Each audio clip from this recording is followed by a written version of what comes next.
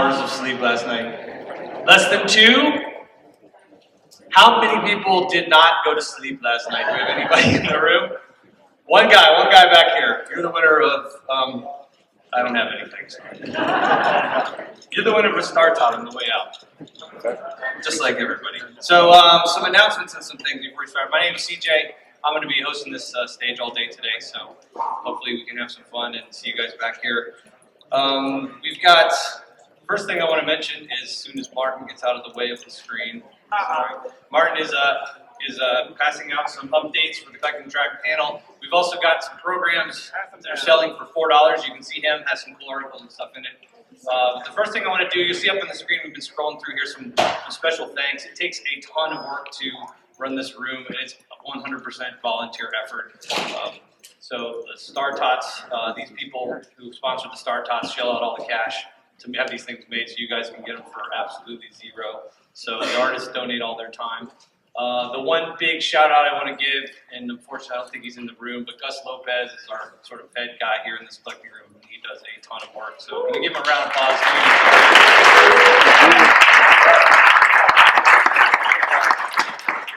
He just makes this whole thing happen, and it's like herding all his cats to keep us all going in the same direction. So we've got 2 doors down this way. We've got a social room. There's some cool stuff happening down there. We've got our Vader art auction, which what we did is we got a whole bunch of artists that take old vintage Vader cases, as you can see here, and gussing them up in all kinds of fun ways.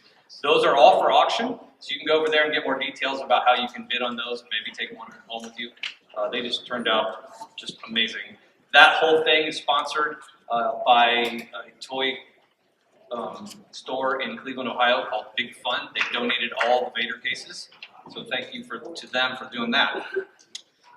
We've got started now our scavenger hunt. So if you guys want to be involved in the scavenger hunt, again, go over to the social room. You can pick up one of these cards, and there are various stickers of different characters and figures that you have to find during the convention.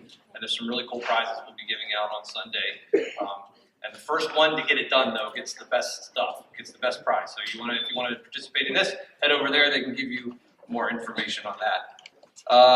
What else here? We've got a hang with feed that's pretty cool. We've been doing video reporting from all over the convention. So if you've got a smartphone, go to your app store, download an app called Hang With, and follow Star Wars Celebration, and you can see all kinds of cool video reports and behind the scenes stuff in that, interesting things there.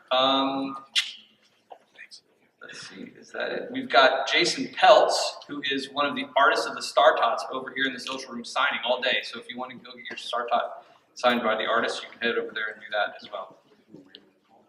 And I think that's it. So let me ask you a question. How many of you collected or maybe still collect Star Wars action figures? Yes? The whole room? We can do a pause for that. Yeah. Okay, how many of you when you were a kid tore them apart? Blew them up with fireworks.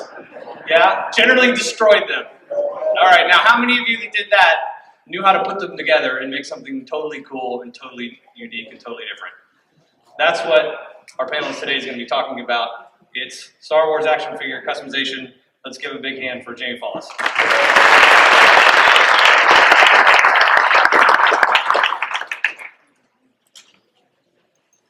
Thanks everybody for coming out. As Chris said, my name is Jamie Follis. Years ago, I'm a high school teacher, and I made up a fake name so my students would know. So I had it's my last name backwards, which is enough to throw out most of the kids. I regret having it now, but so I kind of use both. It's Jamie Follis, but it's Siloff. So what we're going to be looking at today is action figure customizing. There's my website, siloff.com. After this, you can check it out. There's tons of stuff on there. We have a bunch of things from the convention as well. So as Chris said, many of you did this when you were a kid, maybe. You got bored and you started cutting up figures. That's what I did. I grew up in the country with cornfields and no cable. And my first figure was Besman Luke, and I chopped his hand off. Because that just made sense. And I put a Q-tip stick in there, and I took it on and off. And then I thought, well, I don't like how X-Wing Luke doesn't have the helmet. He has his helmet on, so I chopped that head off, put Luke head on there. I just kept going with it. Then over the years, I made Bigs and a bunch of Ewoks, and everybody goes to the Cantina figures. That was kind of my niche for a while. And then kind of moved, and then moved into like the Power of the Force line, started cranking out all the obscure characters that we all love in the background of the Cantina and Jabba's Palace, thinking, well, they'll never make that guy.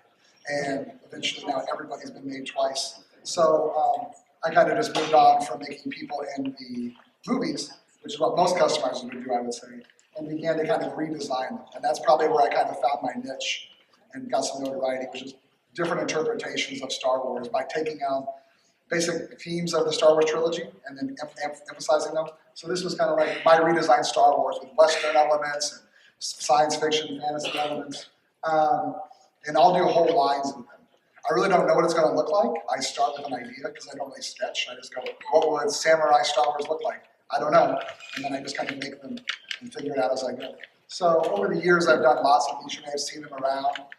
This was kind of, so like I said, I pick an element that is in Star Wars, like let's say Flash Gordon, Buck Rogers. And I completely isolate that element. So I have a complete line of like retro sci-fi looking characters. I make up names for them, a whole backstory that kind of works with the theme. And over the years, I did a World War II line. All these are on my site if you want to check them out. This is a cyberpunk. Now, there's not really anything Star Wars about anime or cyberpunk. I just thought this would be a cool line, and so I did that one. Did a Western line because a lot of obviously Han Solo, Gunslinger, Boba Fett elements. Steampunk. I did this years ago. Steampunk kind of got big, and then I don't know if it's still as big as it used to be. I wasn't really a steampunk person. I thought it was a cool look, and did that. Last year, I actually attended an entire convention called the Steampunk Star Wars Convention, and it was like full of just cool costumes based on some of my designs and other people's designs. Samurai, like Kurosawa elements. Now, when I start a line, I always Google it to see, I literally typed in the word Star Wars Samurai to see if anybody else has had that idea before. And my little rule is if anybody else has even done a sketch of it, I don't do it, because it's not fun for me then. So when I did this 10 years ago, no one had done that. Now you walk on the showroom floor, there's that really cool line they've got, which is very similar, but like that was kind of my thing. I just like to do things that nobody's done before. Kind of a medieval fantasy line. I just want to understand, so like these are some of the lines you can buy. Like I did the Steampunk Akbar, and I made the bust. I did the Samurai Vader, and now it's a figure. You see those new awesome, like the stormtrooper on the top left, which is pretty cool. Over the years, I've cranked out a lot. There's just a sampling of some of them. I just shrunk down in a super small way, so we can get them all on there. I've been doing this about 20 years. Started a website around 2000, kind of, before that was just kind of in my own house, just for fun. I've also been lucky enough to kind of get to a place where I can kind of do commissions for people. And so in the past few years, I was commissioned at the last one to make one for Mary and Stephen, Sam Swedes. The first one I ever got was Sam Witwer. You may know him, he's the basis of Star Killer and the Force Unleashed games. You've seen him in TV shows and movies. It was very weird. I got an email from him while I was playing Force Unleashed, which is weird because like I'm playing with you right now in this game. And he's kind of cool. He's a fanboy. He's like, hey, I kind of want you. I play a role-playing game. Would you make my figures of my characters? And I was like, sure. And then I've done about a few lines for Patton Oswalt, the comedian in the cinema. That's kind of where it really took off because he has millions of followers. And he'll just pitch me a line. He's like, hey, I want Mad Max meets Star Wars. Do it. And I'm like, awesome. And then I just make them and then send them to him. I just finished 30 figures for Seth Meyers, who gave me to all the cast of his show, The Awesomes, as a cool gift. So this is kind of what's fun now is I get to do commissions for other people and keep pretty busy that way. I did a work for Supernatural last year, the TV show. The work is caught on and get a lot of articles written, which is kind of fun, gets more press out there for the hobby. I think the hobby was pretty big a few years ago. I feel like it's kind of waning a little bit and get people doing it again because it's really fun. All it really is anytime you want to take anything and modify it, that's actually really customizing. People can take, like this is one of my figures I made years ago. This is the traditional Star Wars scale, the Hasbro scale. This is based on pre-production art of the Godel and the Cantina. So I figured they're probably not going to make it the pre-production McQuarrie artwork of the Godel, but maybe they will. So I did this one. I mostly work in 6-inch scale. That's my scale because Hasbro does the small scale. I just do the bigger ones. That was a Han Solo I made a long time ago. This is an artist named Tyler Berry. He does 12-inch figures. I don't do that. It's amazing. Some of these guys get into like sculpting with fabrics and sewing, and it's a whole skill set I don't possess. And you can customize anything. My daughter got into Legos, so we started customizing Legos, and we've made like the entire Cantina and Jabba's Palace. So you can customize anything you want. That's the beauty of the hobby. You're only limited by the parts you can find in your imagination. Now, when you get into the actual army customizing, the easiest thing to do if you want to try it would be just repainting them. This, I got bored one day and I just repainted all the Hasbro figures in the vintage Kenner style. They look really cool and it's just painting. And that's a good way to practice your paint skills. Then you can start getting into actually constructing your own figures. You can construct them by I have boxes full of tchotchkes and little odds and ends. And so you can work in polystyrene, this really thin plastic you can buy at the hobby store. That's what the armor is made on the left there. On the right, that's just polystyrene squares and plastic rivets I made, but it's completely made from scratch. You can get into part swapping. So this was a figure, this isn't Star Wars, but this is a figure from Seth Meyers. So I took like arms from an Iceman character, the torso from another character, the legs from another character, the feet from another character, kind of put them together, sculpted the gut on him in the T, and he has this helmet with the drinking apparatus. But it's a little bit of construction, a little bit of sculpting, and a little bit of part swapping, and that's when it all kind of comes together and becomes your own figure. When you're getting into sculpting, we'll talk about sculpting a little bit later, but you can start sculpting on the figure to give it a whole other level of dimensionality. So like, this was like a Roman kind of figure, and I just sculpted the fabric. The figure on the left is 100% sculpted. It's just a big wad of clay that I baked based on the pre-production art of the plant alien that would have been in the cantina. And then you combine it all together. So this is one of my favorite figures. I always do Boba Fett. This is my steampunk Boba Fett. And it's a little bit of everything. It's sculpting. You can look around. There's parts from Lord of the Rings figures, parts from pieces of plastic, sculpting elements. And you put it all together in a variety of ways, and that kind of really starts to come together. Why would you do this ever? Because what I want this panel to be is a little bit of, if you've never heard of customizing, this is what it is. But if you've done it before, I want to have, I think at the end we look at like the tips and the tricks that you can do it. So if you have no familiarity with it, why would you ever do this? It's basically just a fun outlet. My daughter and I do it together. I can't tell you how many people do this with their kids. And it's a fun way to be creative and spend time together. Some people think it's a fun hobby. Do you want to make characters from the expanded universe? You want to make obscure characters, make up your own people, which is what a lot of people do. You can make yourself, that's kind of the classic customizing. Like everybody wants to have their head on a Boba Fett body or something. So I made my daughter, my family. There are challenges and contests out there. The website Yakface runs contests all the time, and they throw out a topic, and then you just have a month to make that figure and their prizes. And that's kind of a fun way to keep going and keep motivated to make fun things. So what I thought I would do is share a new line with you that I've never shown anyone before. It's not on my website. No one has seen it except like my daughter and my wife. And this will I can use this as an example as to how the process works. And we'll kind of walk you through it. So what I did was, I'm sure you guys love the show Rebels. I love it. My daughter loves it. And for the first time ever, my wife enjoys something Star Wars. And so we watch it together. So what I did was I had an idea. What if we took Rebels and set it in the era of like actual rebellions and revolutions against like the British Empire? So then I got to think, well, what would that look like? What would the aesthetic be? How do you do Zeb? So I go back and I start with like, that's my version, right? So we go through it. It's kind of got a pirate element, but it's got some old-timey armor. Kanan, give him a rapier instead of a lightsaber. Ezra. So what I do is I try to pick up color themes, emphasize those. So I want you to look at it and go, that looks kind of like Ezra. That's the point. But not exactly like him because he's a little different. There's my Zeb. So what I did with Zeb was, if you're rebelling against the British Empire, Zeb was a proud warrior from a far-off planet, so he's from India. He's a Sikh warrior, right from the noble line, and then he's rebelling against the British Empire. All right, Sabine. So I went with like a kind of Irish look to get that orange hair, but I guess she has blue hair next season maybe, so I won't redo her. But she's got the armor, kind of like a American Revolution look. Hera. Kind of a pirate thing because she's sailing the ship. But how do I do the tentacles? So I did the scarf, just kind of glue it on it. And then I got Chopper. I don't know, they don't have robots, so I made him a dog. So then I pictured them all sailing around on some stolen British sea vessel, and Hera's piloting it and fighting them. So there they all are together. I'm happy with the way it turned out. My daughter kind of helped with it.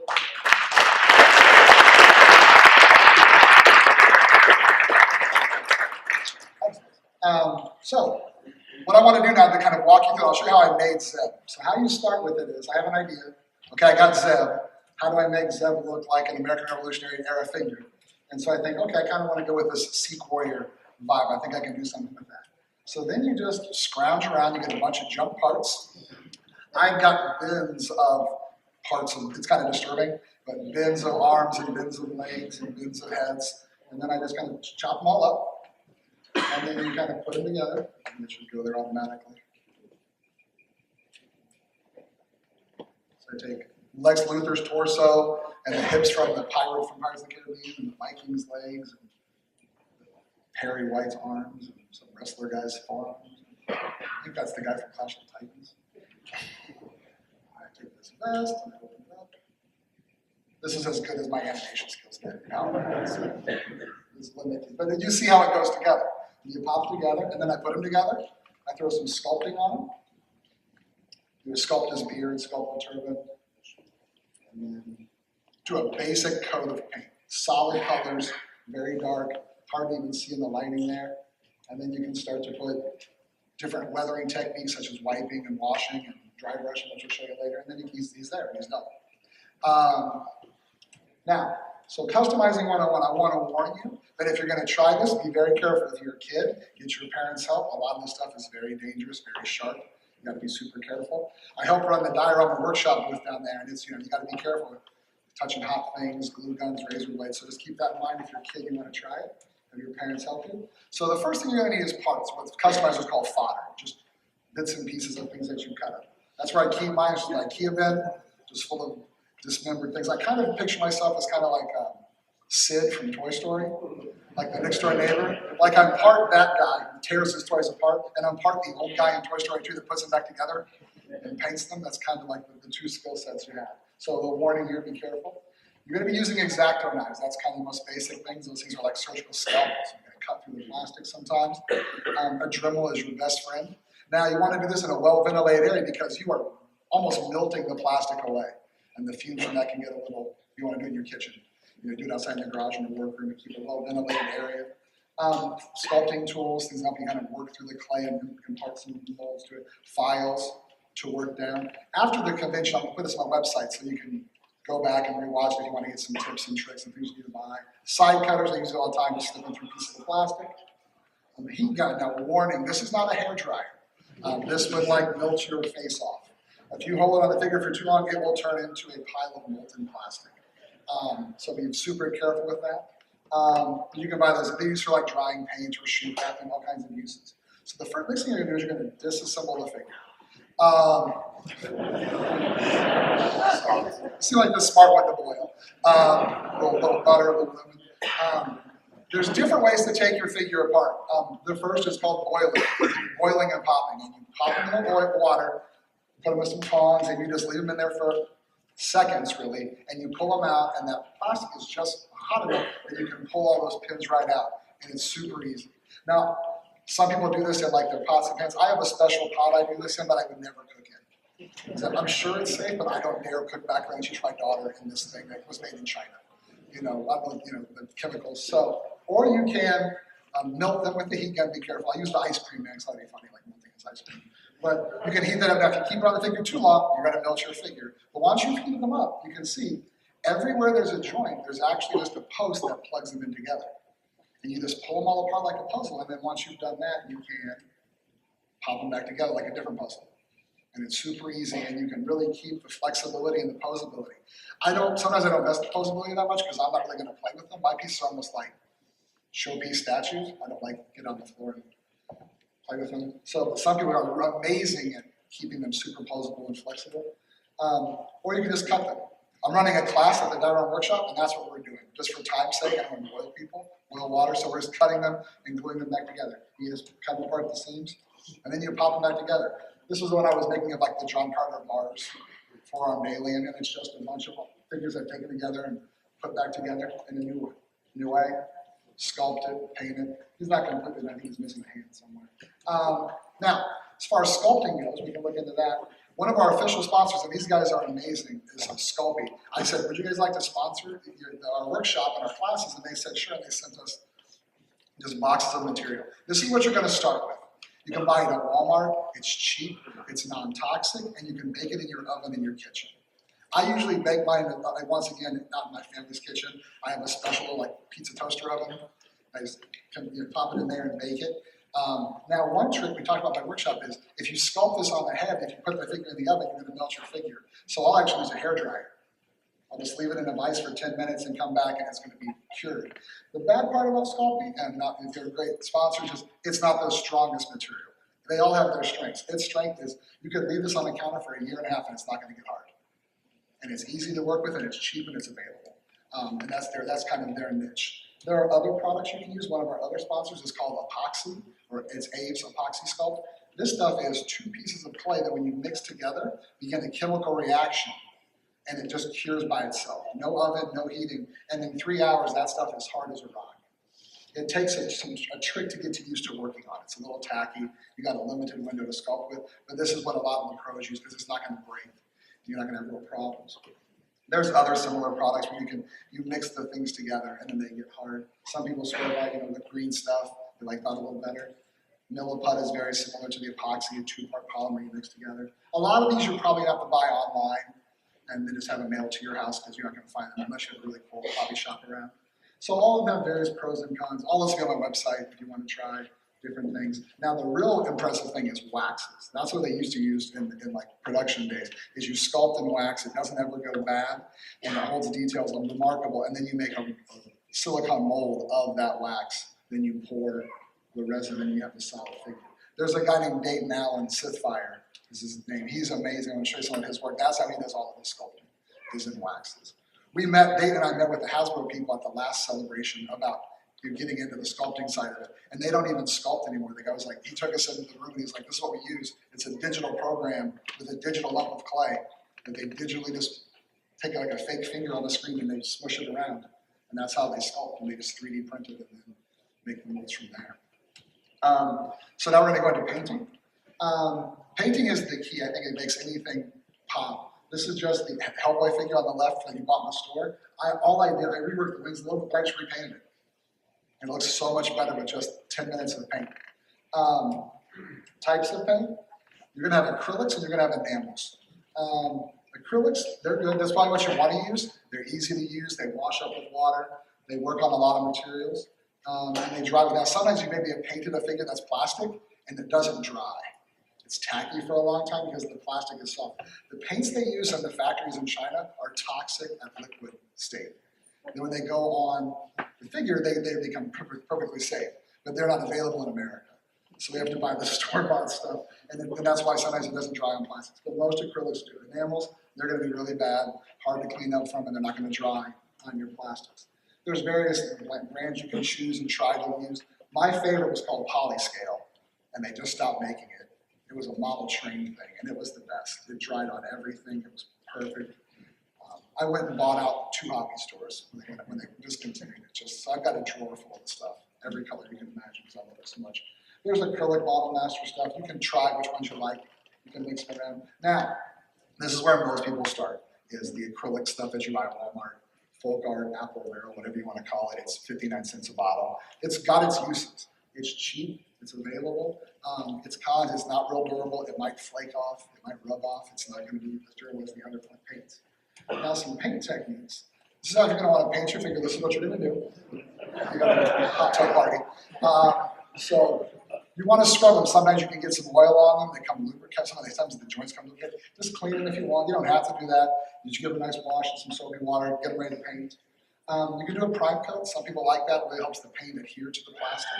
But you got to be careful because sometimes your spray paint doesn't dry because it's not mixing well with the plastic and it stays tacky forever. You put a base coat on. So there's my Ezra. And you put the base coat on. It's just solid primary colors. Some people stop there. I think it looks a little boring. And what I said in my classes was, what makes Star Wars so great was it was so dirty. It's so lived in.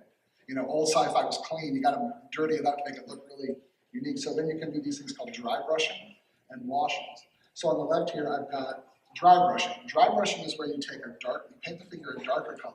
Then you take a lighter shade and you gently just drag the brush over the high parts, and it picks up some of the details. On the right, that entire C-3PO droid was made with just dry brushing gold over black, and it creates that burnished look. So dry brushing is kind of a really great technique for hair or certain materials, like the fur on his boots. The other technique is called washing. Now, washing would be where you start with a lighter color, and you mix a darker color with a lot of water, and I will like dunk the whole thing in a bucket of like dilute black paint, and then I just wipe it all off. Sometimes you make it really liquidy, and it will like go in the cracks and crevices. It really makes details pop in the armor, or it makes it look kind of muddy and dirty if you're doing a cool droid. So there's also what I tend to use is more of a wipe. I put the paint on and I wipe it off, and it gives it this grimy, dirty kind of look. So that was my Mad Max Han Solo for Patton Oswalt on the left. And he hired me to make a Millennium Falcon Interceptor. So I've got like the car that Mad Max drives, but it's the Falcon. That was my pirate line on the right. It's my C-3PO R2-D2 pirate.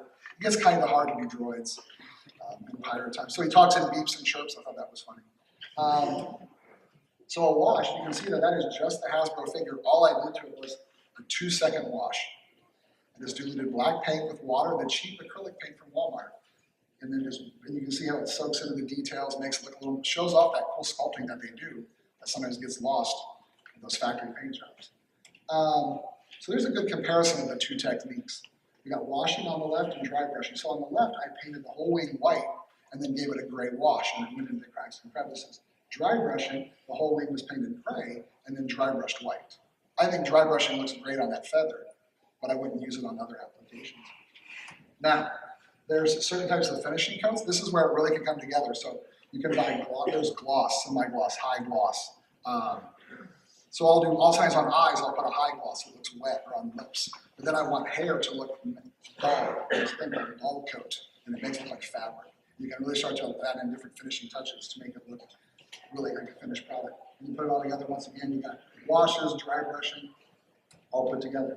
Now some casting and the advanced techniques. This is what I would not try this if you're new to the hobby, but you can start to do molds. So you take 2 parts like smooth cast or micro mark, and you mix these 2 parts together, and then you will submerge your piece in this silicone, and it will set up, and then you'll pull it apart, and you've got a negative mold, and you can actually pour resins in there and make mass produce. Like if you're gonna make a whole line of troopers, you can just crank out 30 heads with that mold. It's usually not worth doing for like 1 head, but if you're gonna start mass producing things, you can do that. So this is some of Sid Feier's work. He is actually building the entire Nostromo from Alien. And so my friend helps with the laser cutter, but he made the entire wall panel. Then he made a silicone mold of it. And you can see there, so he puts it in his tub, puts the piece in there, fills the whole chamber with this kind of pudding-like consistency material. It dries, you pull it out, you pull the piece out, and you've got this reverse image that he can then mass produce that wall 100 times to build the whole ship. You can kind of see here what he did when he took some pictures. He has a mold, he's poured and filled the resin in it through that hole coming out the top, and then he's going to open it up, and then he's going to pull out his alien head. And that's kind of how that works. That's a little bit of trial and error. You're going to be using resins. Some dry quicker than others, so some takes hours, some go in 5 minutes. And here's some. There are people out there that do castings for you. Like if you want to, they've made their own designs, and then they'll sell them on like a PayPal kind of store. And they have original aliens, cool figures, dioramas, and they'll sell those just for $1 or $2. This is amazing stuff. It's called Hydrospan. It's probably the most advanced thing you could ever do. And you can actually, on the right, you can see those 4 different coins. He took 1 coin, he puts it in this mold, and then you submerge it in water, and it absorbs water, and it gets bigger. Then you make another mold of that coin, submerge it in the water, and then it gets bigger. And you do it you can do it an infinite number of times. That's when you go to a museum. I watched a video once, and they took a fossil, and they blew it up this big, just by making a series of molds one after the other, making it bigger and bigger and bigger. So some people will take they make really cool 12-inch figureheads on eBay, and you can shrink them down for your Hasbro figure. Or you can take a Hasbro figurehead and then blow it up to be the size of your 12-inch figure. 3D printing is probably the future of where this is headed. I'm lucky enough to have access to a couple. Right, I'm a teacher, we have one at our school. But this is probably the one everybody's going to use. It's called the Micro Mark. And it's small, it's affordable, and it's really cheap. And the way it works is it feeds a plastic tube into the back. I took that 3 times, I'm sorry. Into the back, which heats it up, and it just squirts it out. And it's like a laser jet printer, and you're printing off your documents, but it's not laying out ink, it's laying out molten plastic. And it just, let's see here.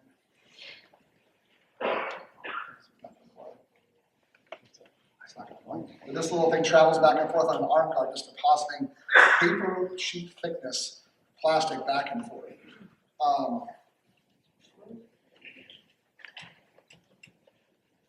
it's frozen. the tech. It did that thing it was doing before. Sorry, guys. 1 second. It's advancing on my page. It's not advancing up there.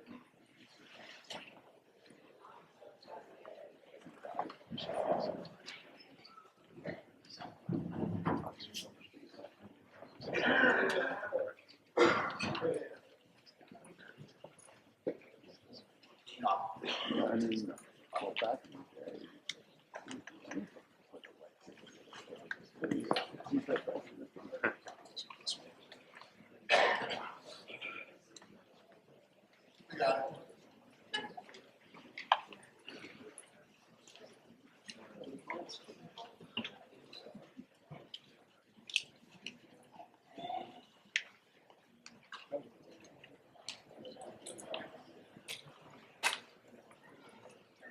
All right, here we go. Thank you.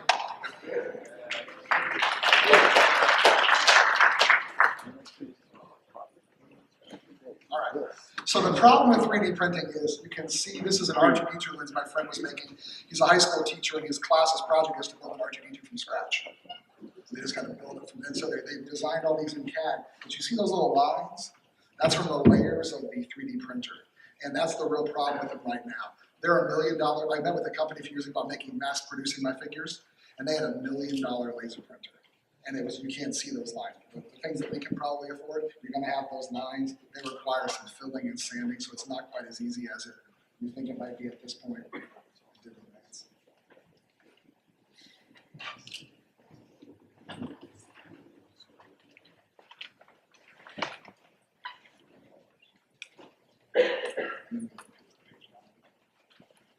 So you can see the lines again there.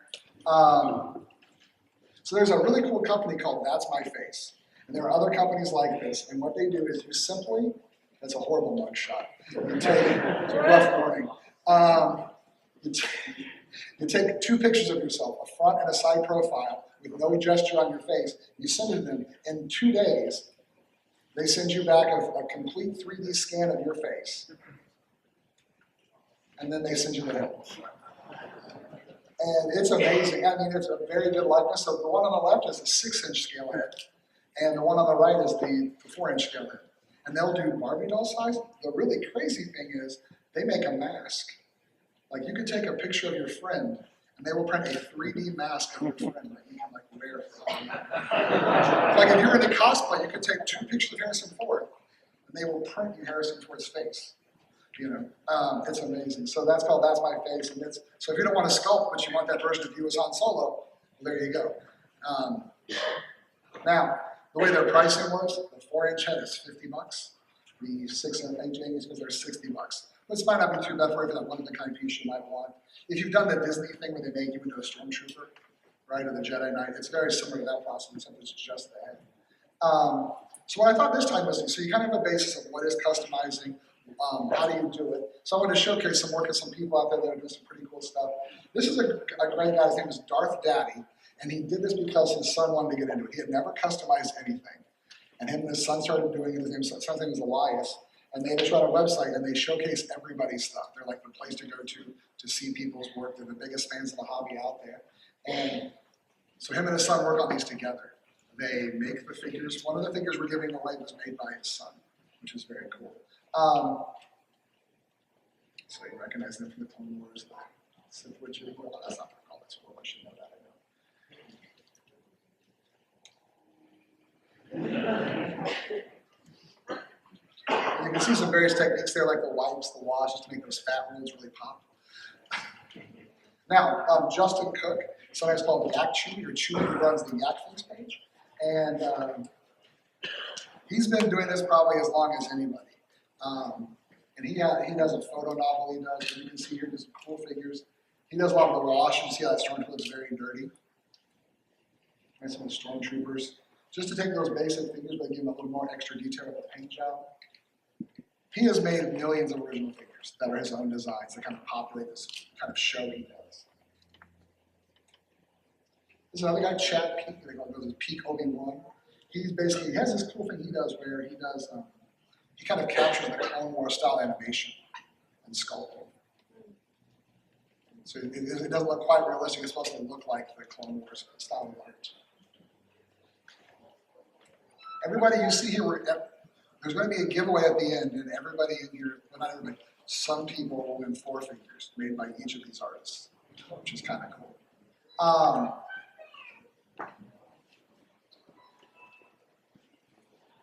Now, Sapphire, Dayton did the panel with me last time. I'm always envious of a lot of sculptors out there, a lot of customizers. Dayton is consistently the one that impresses me. Like when I look at it, I'm just like, oh, that's so good. I'm so jealous. Because that's his real forte, is his sculpting ability. You can see that he's the total package. His sculpting, the articulation, the paint application.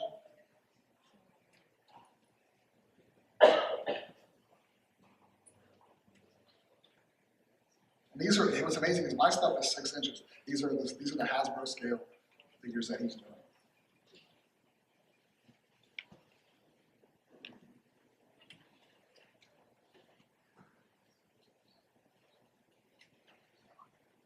Now, what I thought would be fun would be to show you how to do some of this stuff, like some actual figures being put together.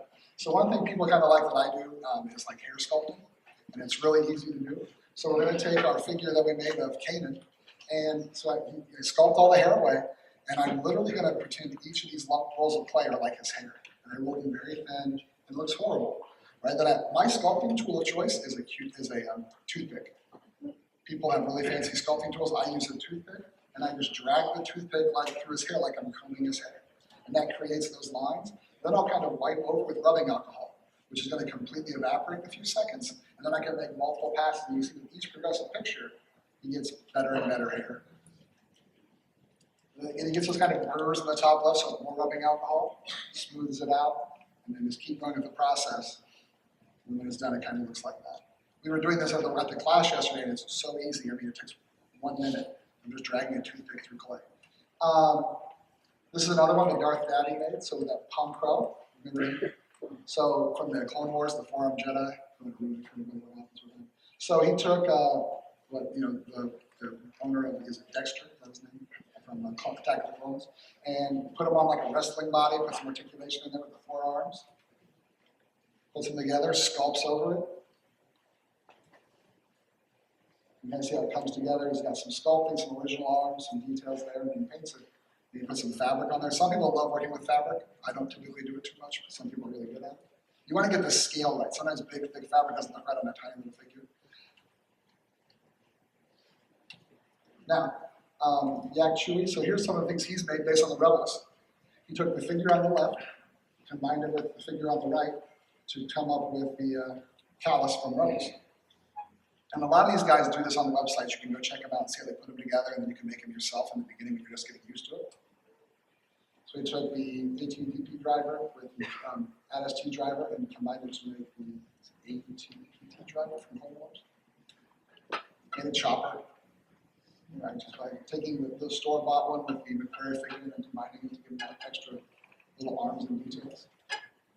So this is a figure that Sapphire was making. He created his alien stuff, so he sculpted this. How he would have done this was, he would have made this entire head of wax, made a mold of it in silicone, and then cast it in resin to create that. And he's also made, you can see, he's done the entire crew of the ship, which is amazing. And they're fully articulated. He almost starts from scratch and makes his own figures. If you're looking at getting into some helpful links, there's all kinds of websites out there that you can get into. Yakface, Rebel Scum, Imperial Shipyards. There are Rebel message boards where you get into forums. Another fun thing that kind of goes along with customizing is dioramas. For 6 conventions, I've helped a guy named Frank DeRoyo run the diorama workshop. Has anybody been to the diorama workshop? Made anything? It's really fun. Whatever you decide to make, you can actually build. What we're doing this year, we've got actual classes. So 2 or 3 times a day, I'm actually running a class down there. You can sign up completely for free, and we'll make a figure together. And whatever you make, you get to take home. I'm looking out, I see some people that made some figures yesterday, and I think they had a really good time. And so if you're looking for something to do, you can sit down, take a break, and be creative. And whatever you bring, whatever you make, you get a keep for free. And you can also sign up for Figures with Frank to make some diorama stuff and take home. Get better at it. So what do you do with your figures? That's another question people say. Like, so what I do is I display them. I have cabinets full of them, just kind of like little museum showpieces. Some people do photo novels. That guy Yak Chewy. So what he does is he will actually almost make like a virtual comic book. And he builds the dioramas, he builds the characters, and you look at it like panels of the comic book. And that whole thing progresses, and people tune back in every week or every month to get the next chapter in his story, full of all his original creations and characters and sculpting. He's got a new one coming out. That he hasn't shown anybody that image before. Now, this is what I was afraid of. It is not going to work, but I'm going to try it again. So years ago, when I was a kid, I made a stop-motion movie by myself for fun. Now, I have an 8-year-old daughter, and a few years ago, she was 4, and she wanted to try to make a movie with toys. So we did a shot-for-shot remake of Star Wars with custom figures and dioramas that I made. If this doesn't work, this is going to...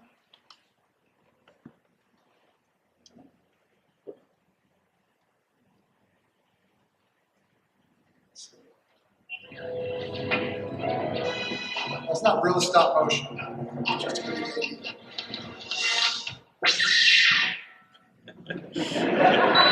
This is mostly my daughter and I doing this.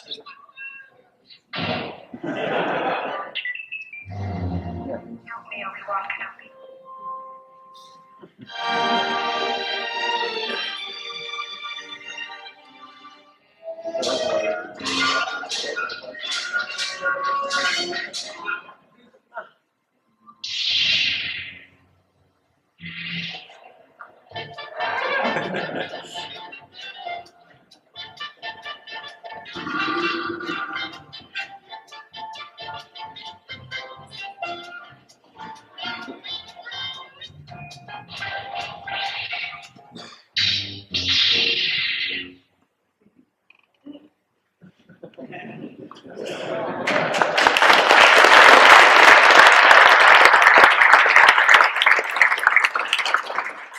That'll make her very happy. She made a movie years ago with the same thing with her little Star Wars figures, and you should watch it on my YouTube channel. It's Jabba's Palace, and she's 4, and she does the voices of Jabba. And she's the Gamorrean guards, and she's like, snoring. And I won't tell you who the Rancor monster is, I'll save it. But she had 1,000 views in there, so she's really happy. Somebody gave her a thumbs down. Like, who gives a thumbs down to like a 4?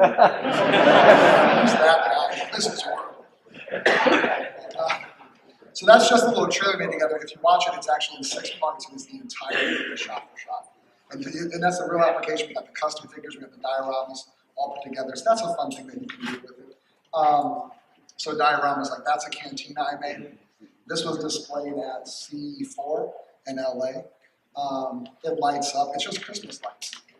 You guys know the book that you open up? They have the pop-up book and have the cantina music. Do you guys ever have that one? I ripped that out of the back and put it in the back so you can push a button. It plays the Cantina Band song. And it's just lit up with Christmas lights. And it's just foam core. That's what we use to make dioramas, is just foam core. The stuff you can buy at convenience stores, and Walmart and craft stores. You just cut it, and that's just got some spackle and some paint on it. I made a Jabba's Palace, right? It lights up. It's got trap doors. It's a carbon freezing chamber I made. Right now, I built the one that's in the Hasbro booth. If you walk by, it's not quite done yet. If you check back later, it'll be done. Look like I used a what? Oh, actually, no. If you go down and look at it, my friend who has a laser cutter actually designed the entire floor in CAD, and that is completely cut out with lasers. Every single slit is an 1/8 of an inch. People have done this before. They've used Sharpies, or they've used stickers. This thing actually lights up from the inside, and it's the exact pattern that's on that floor. It's amazing. It's awesome. I just said, hey, would you do this? And he was like, sure. And he just knocked it out because he's an engineer, and he thought it was a fun challenge. And it just lights up from the inside. Smoke comes out of it. It's really cool. A great resource, I was going to plug Frank, who runs the diorama workshop. He is probably the most selfless person with the hobby. Some guys do this kind of stuff for money. Frank puts on blueprints, he puts on decals. And you can go home and print them all off. So whenever you go to the diorama workshop with us, you can take home, you go to Frank's website, and print off the stuff and build it at home as a hobby with yourself or your kids. So over the years, we've done these diorama workshops at the celebrations, and we always build something really big. So we did indoor a few years ago. Everything you see there was made by kids and their families or adults. And whatever they make, they get to keep and take home for free. I think we've been told, Anthony Daniels was one of them, he thought it was the coolest thing at the show because it's the one thing that's not about making money.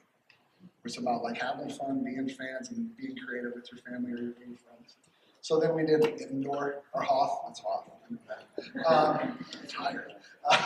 So there's Hoth. You can see the AT-AT battle, we got the trenches. And all this is just cheap stuff. The battle turns are cups, solo cups turned upside down with coffee lids and straws. Because we don't want to break the bank. We want kids to go home and just get creative with the junk and pieces they got in the house. We did a Tatooine at the last one. So those are the big builds we did. We did a scale attack on Sandcrawler and a scale Jabba's Palace with Jabba's Sail Barge with the actual action figures. The things were huge. So if you want to try it out, you can come down and build with us. Anything you want to do, we're there all weekend. Whatever you make, you get to take home for free. If we place a figure in there, it's yours to keep. And it's all being displayed in the Hasbro booth.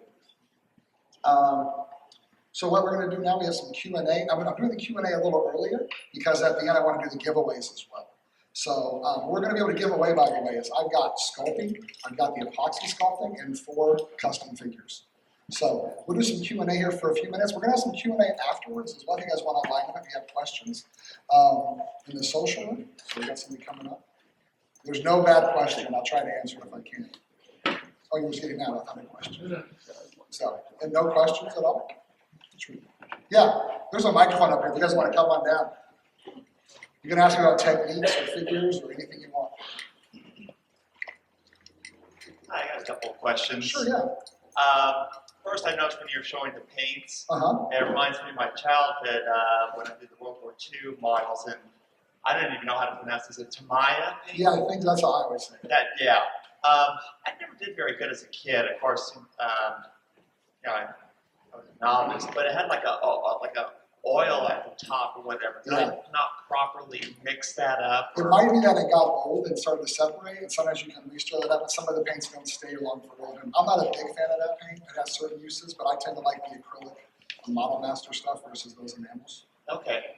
So what is like so if I have that stuff in decades ago, it's probably just good. It's probably just gone down. You can try to stir it up, but sometimes some of the different elements that make up the paint evaporate at different levels. So something has gone away that used to make the paint up, and so now you're left with these other things that don't make the paint up as a whole. Does that make sense? Thank you. Yeah, no And the second question is, if we come down to do a customized figure, we bring our own figures to be customized. What I'd like to do, we told you, was to bring 2 figures. One that you can customize and one that we can cut up and give to everybody else to share. So everybody came and we cut them up and we just started, can I have that head? Can I have that leg? And then we glue it together, we sculpt, and show you some painting techniques, and then you get to take it out. Cool, thank you very much. No problem, thanks guys. There's 2 of those today, and there's 3 tomorrow, and 1 or 2 on Sunday. Yeah. Hi. Of all the series that you've done, what is your personal favorite one? So my personal favorite would be that I always feel like there's certain characters I have trouble with. I always have trouble with Luke. Certain characters don't quite pop. The 2 I think that are the most complete lines that really make sense and work as a whole are the medieval line. I feel like every figure makes sense, every figure works, and that Buck Rogers cereal line.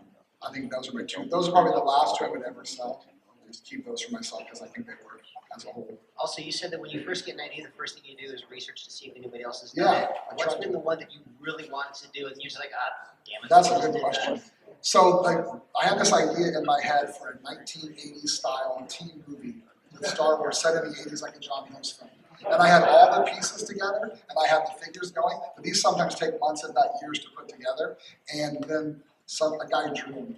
And they got really big. You may have saw them on the internet. They was like really cool cartoon drawings. And that was just like, I literally had the line in the works half done. And I just was like, for my personal, I was like, well, I'm not going to do that now because it looks like I'm just copying him. Making his like. Right, so I just threw that all away and broke them up and reused them in another way. So thanks for the painful question. Do you ever have an idea to make all the Star Wars characters into superheroes, like Marvel, since Disney owns the Yeah, rights that to would be Marvel? fun. My problem I run into is I have like a lot of ideas and not enough time to do them. Like right now I have 3 lines completely done that I haven't released yet. And I'm going to release those throughout the next year. And then if I have an idea I'd like to do it, I've got ideas for those. And the fun part for me is just almost the thinking of it. Like what would a superhero R2-D2 look like? What would that be? And sometimes I've got ideas and I like to do whole sets of 10 figures. I do the same 10 characters usually. And if I can't get it to work, if I got 8, then I just don't do it. Maybe I'll think of it later. The steampunk line I did 30 characters. I did 10 from every movie. But sometimes it's just the best way to do it. Thank you. Yeah, no problem. Any other questions? You got the giveaway. Another question. Great. Hi, I do a 12-inch action Yeah. figure customizing, and I was just wondering, you mentioned the company where the face. Yes, that's my What's the name face. again? That's my face. That's myface.com. Can you send them like a picture of someone and they can cast it in vinyl where you could do rooted hair? I don't know. I that suppose possible? they will send you that head in plastic and that resin that they 3D printed. You could then take it, make a silicone mold, and make then a vinyl make a cut. vinyl cast of it you could plug hair into. Okay. So that's a whole skill set, like plugging hair and sewing. I would be completely lost at that. Yeah. I'm always marvel at that because it's just like amazing. Okay, thank you. Yeah, thank you. Any other questions? Yes. Yeah, our booth number, let's go back. Yeah, and our booth is 1261 and the Hasbro booth is 1250. You really can't miss us. We're the largest area on the floor that's not like the Jedi training area. So if you see the Jedi training, we're back in that area. Hasbro has a huge big ringed banner hanging from the ceiling. And that's where we're at. And we're there all weekend, so you can come by and take a break. Just sit down for a while and create and build stuff. Any other questions? What? Yeah, we got the giveaways now. Oh, sorry, yes. Yeah, they're called that'smyface.com. One word, I was trying to get back to it, but it's pretty far off. That'smyface.com. If you Google it, it's the first thing that comes up. That'smyface.com. Anything else? Gosh, not with customs. Oh yeah. Anybody that's creative, like when I look at a figure, all I sometimes see is like what I envisioned that didn't quite work. Actually, I'll show you this. I think I put it in here. How do I jump over to you? Did you guys add that at the end? Anyway, I've since begun redoing old versions of characters, like almost second passes, and they're almost always better. Did you guys add that at the end of the PowerPoint? That's that. There's mine. All right, so yeah, I'll put them on my website. It's doing some crazy stuff. I've done second figures because I look at it, wasn't quite what I wanted it to be. Or my sculpting's gotten better, and I'll go back and do a second version of it, and they're almost always better. So yeah, so sometimes I'll just like, oh, that pains me, I'll get rid of it, and I'll make another one that's even better. Sometimes I keep them. Sometimes like I might give away to my friends, or just like sell them if I wanted to somebody like really good one. I don't do that much anymore. Now I try to just do like, if you want a commission, I'll make anything you want. It needs to be an original design that I do, or something that you own the license to. So like the Seth Meyers, he owns the rights to that show, so he said, you can do it. Or I want to be an original creation and doing kind of like copyright issues, because that can be a problem for some people. If you start cranking out copyright characters and so many, some people do that and you're in trouble. So, yeah, no problem. Any other questions? I remember sitting here, Yeah. Yeah. Back then, how did you overcome with the limited access to other figures back then? Yeah. It was almost more fun because you had to be more creative. Now it's like I'm older, I've got a little more money, and I can go on eBay and find anything. Right. That was the fun, it was hitting garage sales and rubber shells, and you're using G.I. Joe parts, you're using vintage parts, anything you can find, and you got to sculpt it. It's almost more fun because you have to make what you don't have. I would say I did a lot more sculpting because you just didn't have it. Now it's just something, oh, I got that arm, that works perfectly. Pop it on there, was the old days, so I don't have to make it because I can't find it, and there's no internet yet. So, anything else? Great. Okay, so we got the giveaway. So without going absolutely insane, because at C6 people like tore the chairs apart. Underneath some seats, there's a business card. Front up of the chair. If you've got this, if you got it, you've got it. Got one over here. We'll bring you on down. One in the back, come on up. How many are there? There's up through. Good idea. One here, one back there. There's 14. There's 14 of them, so if you've got one, just come on up. And just a reminder, Yes. Jamie's going to be over in the